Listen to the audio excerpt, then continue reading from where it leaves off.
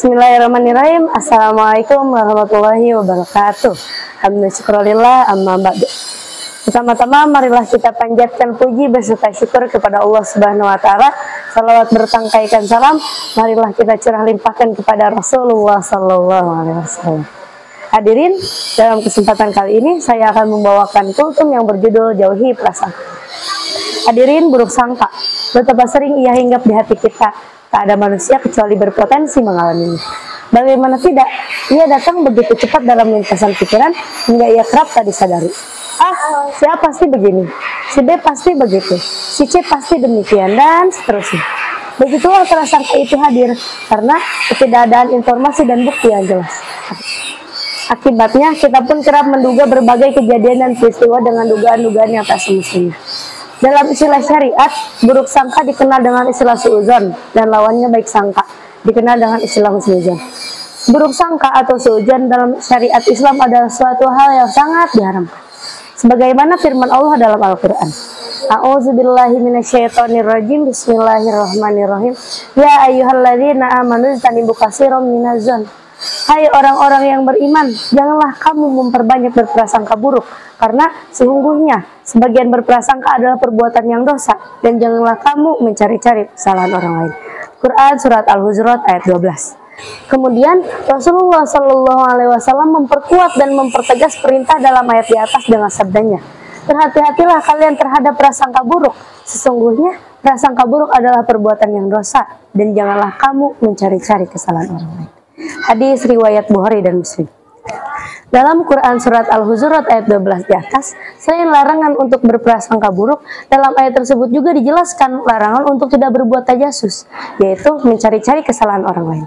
Sikap tercela ini biasanya merupakan efek dari prasangka buruk yang timbul di awal. Akibatnya muncullah sikap curiga, menguping, memata-matai, mengintai aib, dan mencari-cari kesalahan saudara muslim. Rasulullah Shallallahu Alaihi Wasallam sudah mewanti-wanti akan hal ini dalam sabdanya.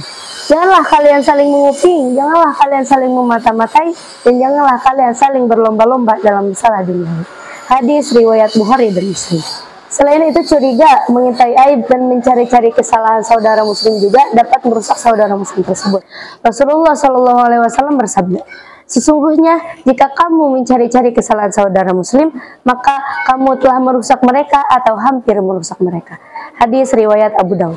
Contohnya, jika kita melihat saudara muslim kita yang dikenal baik dan dia memelihara jenggotnya dan ingin kembali kepada ajaran Islam yang benar, maka tak perlu lagi bagi kita untuk mencurigainya sebagai teroris atau dan lainnya.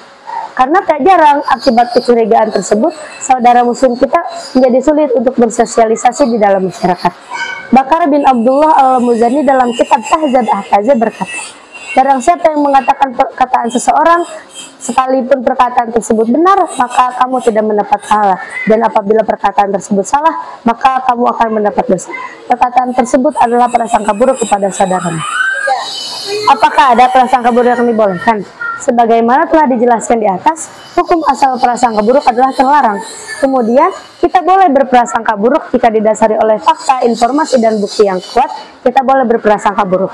Dan juga prasangka tersebut tidak termasuk prasangka yang diharamkan. Kemudian, para ulama kita membagi prasangka buruk menjadi 4 macam.